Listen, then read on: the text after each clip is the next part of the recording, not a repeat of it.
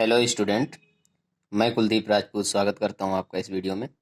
बच्चों, हम लोगों ने क्लास 12th की मैथमेटिक्स में चैप्टर पहला हम लोगों ने स्टार्ट कर दिया था और हम लोगों ने चैप्टर फर्स्ट हमारा था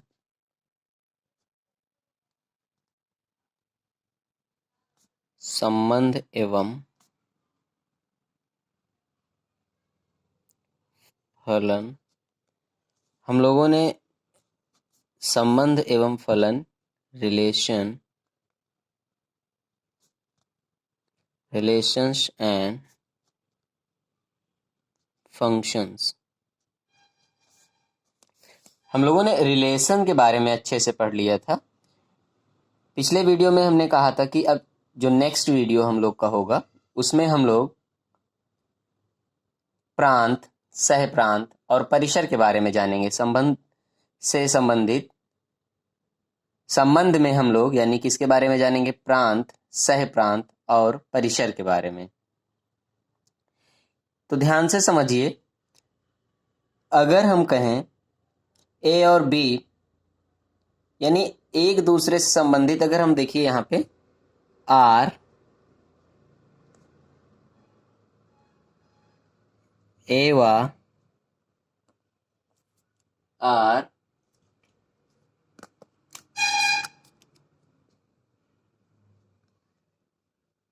ए व बी के मध्य संबंध है,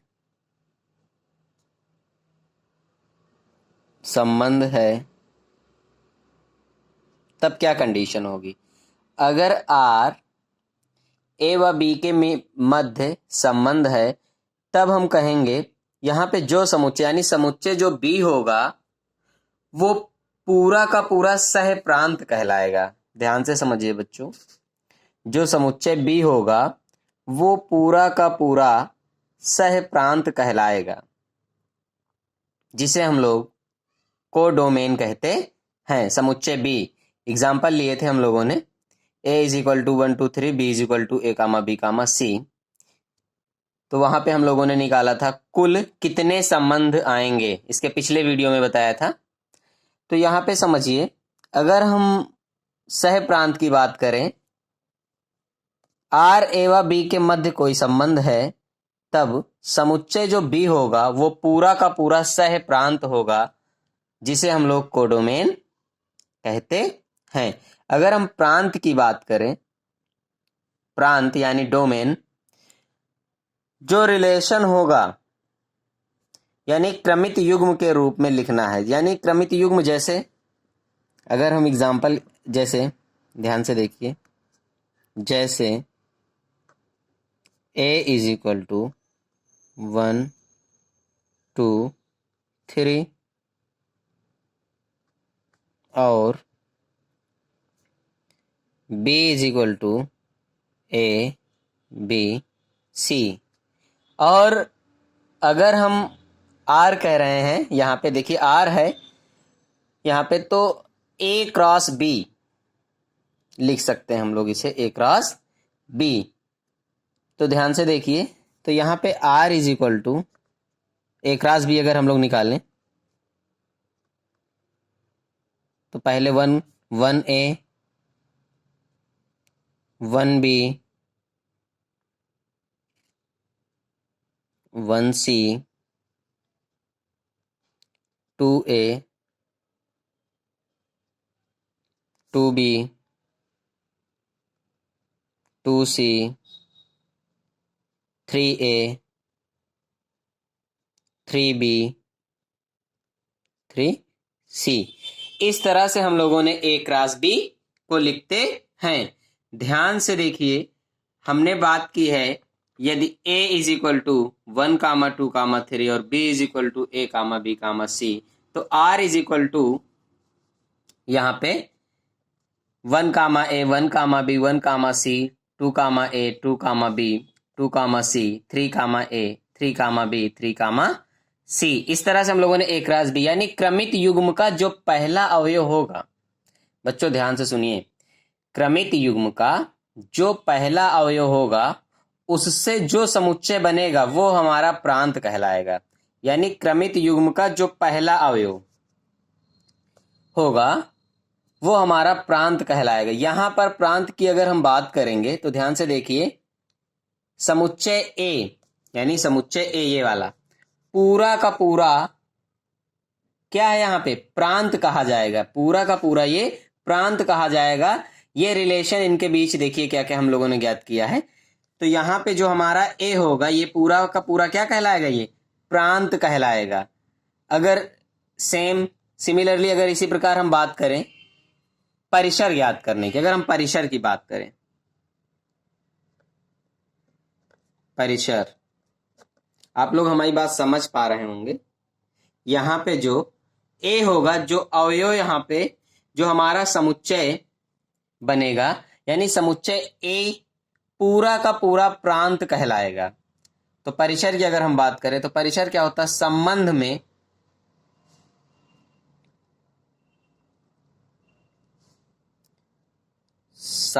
में क्रमित युग्म का दूसरा अवयव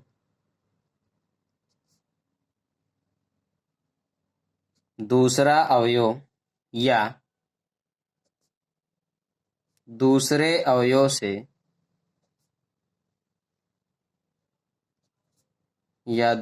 अवयव से बना समुच्चय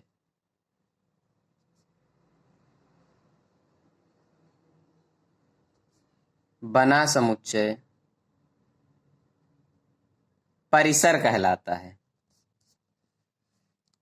बना समुच्चय परिसर कहलाता है। अब यहाँ पे हम लोग बहुत ध्यान से समझिए, परिसर यानी जैसा कि अभी हम लोगों ने देखा था a इज इक्वल टू 1, 2, 3 और b इज इक्वल टू हम लोगों ने लिया था a, b, c। अगर यहाँ पे हम r की बात कर लें तो r हमारा हो जाएगा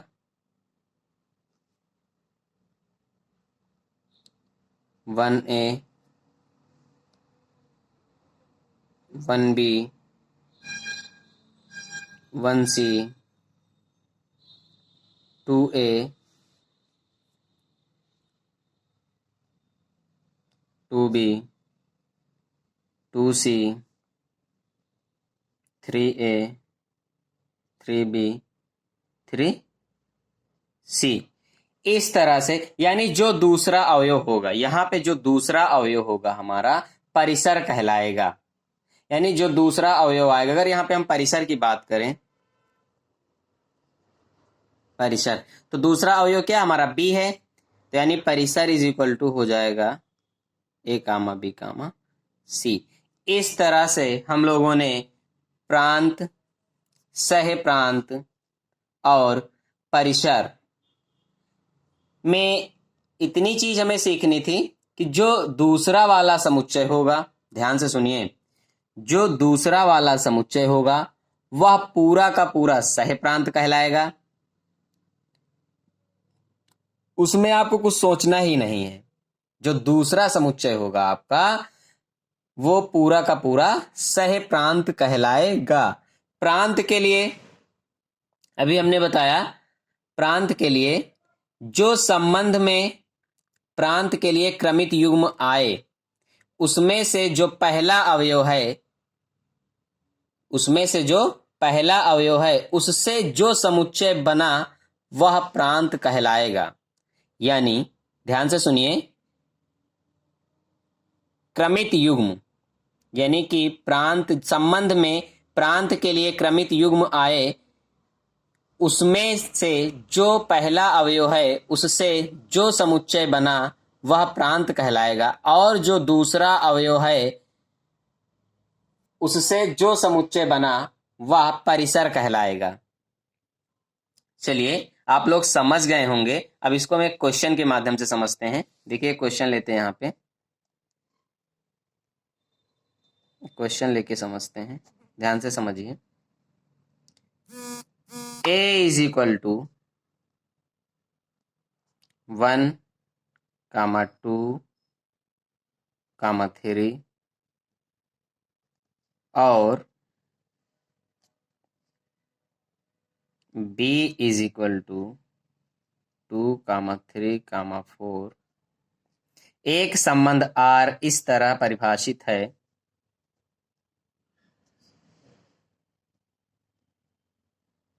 एक संबंध R इस तरह परिभाषित है, कंडीशन दी हुई है R is equal to A, B such that A is equal to B. A is equal to B उप समुच्चय A क्रॉस B। तो इस संबंध का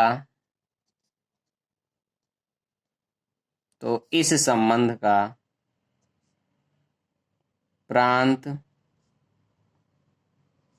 सह प्रांत तथा परिसर ज्ञात कीजिए। बच्चों क्वेश्चन को ध्यान से देख लीजिए।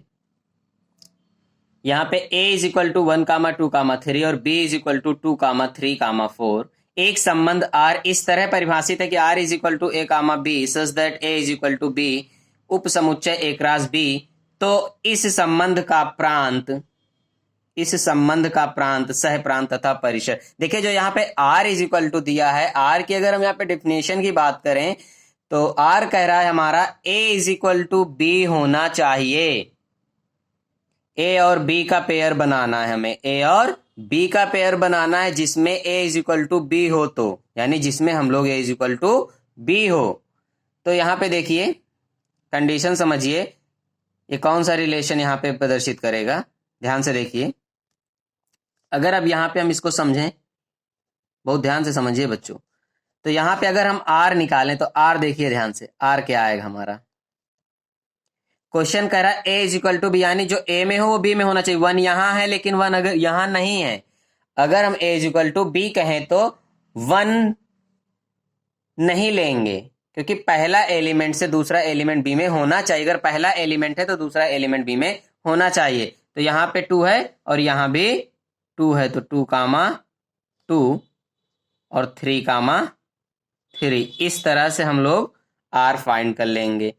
तो कहना अब यहाँ पे हम क्या चाहते हैं बच्चों, आप पढ़ चुके होंगे पिछली क्लास में, जो क्रमित युग्म यानी यहाँ पे जो क्रमित युग्म आया है वो रिलेशन है, यानी पहला अवयव प्रांत कहलाएगा। पहला अवयव क्या कहलाएगा यहाँ पे, प्रांत। तो ध्यान से देखिए अब यहाँ पे प्रांत क्या हो जाएगा, प्रांत हमारा हो जाएगा 2, 3। जो पहला अवयव होगा वो हमारा प्रांत हो, क्योंकि यहाँ 1 है और यहाँ 1 नहीं है। अकॉर्डिंग टू क्वेश्चन, ये ध्यान रखना है, अकॉर्डिंग टू क्वेश्चन कह रहा है A is equal to B, A is equal to B, तब यहाँ पे प्रांत 2, 3 होगा। अगर हम सह प्रांत की बात करें, सह प्रांत तो बताया था B वाला, सह प्रांत में हमने बताया था B वाला पूरा का पूरा जो होगा वो समुच्चय क्या कहलाएगा हमारा, सह प्रांत कहलाएगा। तो B वाला क्या क्या है, 2, 3, 4। परिसर, परिसर इज इक्वल टू, परिसर हमारा क्या हो जाएगा, परिसर हम लोगों ने क्या बताया था, संबंध में क्रमित युग्म का दूसरा अवयव या दूसरे अवयव से बना समुच्चय परिसर कहलाएगा। दूसरा अवयव से बना समुच्चय क्या कहलाएगा, परिसर कहलाएगा। तो परिसर भी हमारा 2, 3 हो जाएगा। प्रांत को कहते हैं डोमेन और सह प्रांत को कहते हैं कोडोमेन और परिसर को कहते हैं रेंज। बच्चों इस तरह से हम लोगों ने क्वेश्चन को सॉल्व कर लिया है।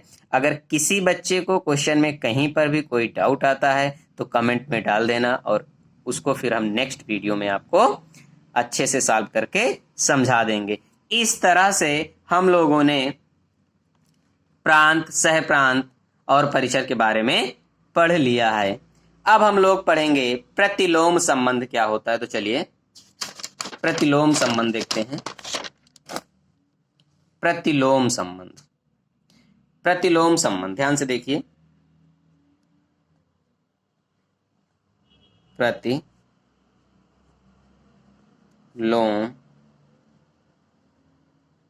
संबंध, प्रतिलोम संबंध को बोलते हैं इनवर्स रिलेशन।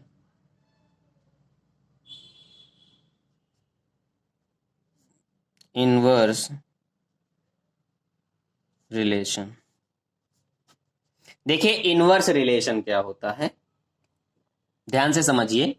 देखिए पहले लिख रहे हैं फिर आपको समझा रहे हैं। यहां पे यदि संबंध आर, यदि संबंध आर ए का बी में कोई संबंध है, ए का बी में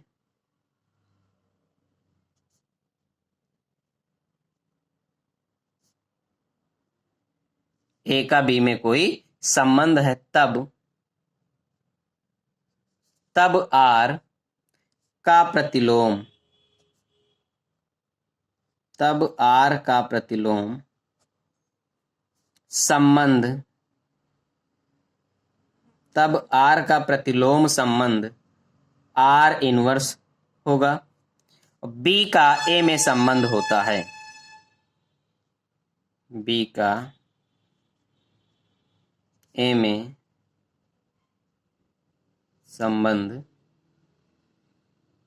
होता है। एक बार ध्यान से देखिए, यदि संबंध आर है, ए का बी में कोई संबंध है, तब आर का प्रतिलोम संबंध आर इनवर्स होगा, बी का ए में संबंध होता है। तो इसको अब हम लोग अच्छे से समझते हैं। देखिए अभी तक जो हम लोग, जो यहां पे अभी हम लिखे हैं, ध्यान से देखिए, यहां पे हम लोगों ने आर लिखा है, तो ए और बी, देखिए अगर हम यहां पे देखें, ध्यान से समझिए, r is equal to a comma b such that a belong to capital a, b belong to capital b. यहां पे ध्यान से समझिए, अब यहां पे हमें क्या देखना है, इनवर्स क्या कह रहा है। यहां पे जो है हमें इनवर्स की बात करना है, प्रतिलोम संबंध की बात करना है।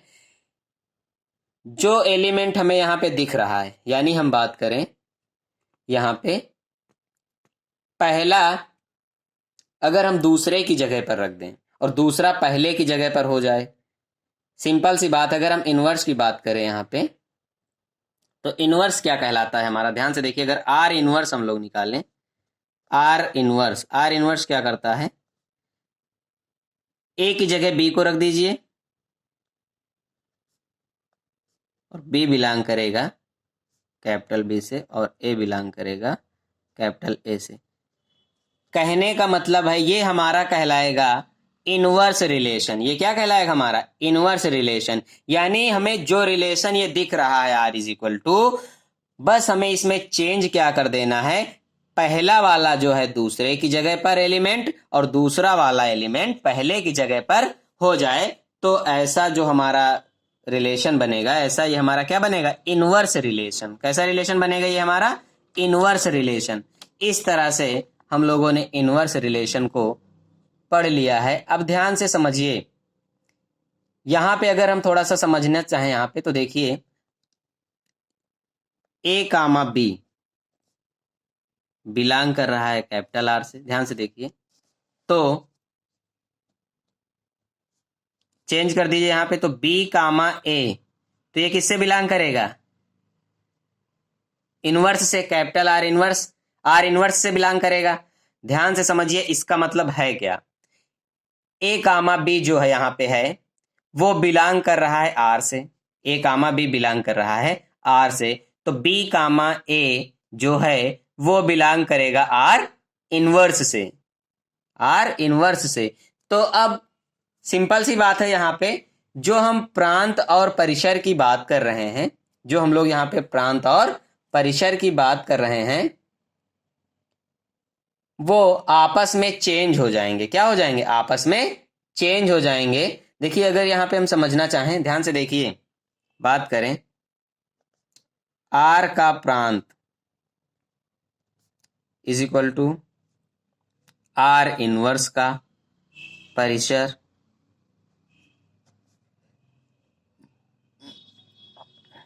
आर का परिसर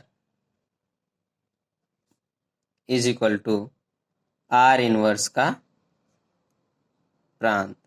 देखिए कहने का मतलब आपस में चेंज हो जा रहे हैं, तो आर का प्रांत आर इनवर्स का परिसर के इक्वल हो जाएगा और आर का परिसर आर इनवर्स का प्रांत, ये दोनों आपस में इक्वल हो जाएंगे। कैसे हो जाएंगे अभी हमने इसके अकॉर्डिंग आपको बता दिया है। देखिए एक एग्जांपल के माध्यम से देखिए, एक एग्जांपल देख लीजिए, यहाँ पे समझ लीजिए।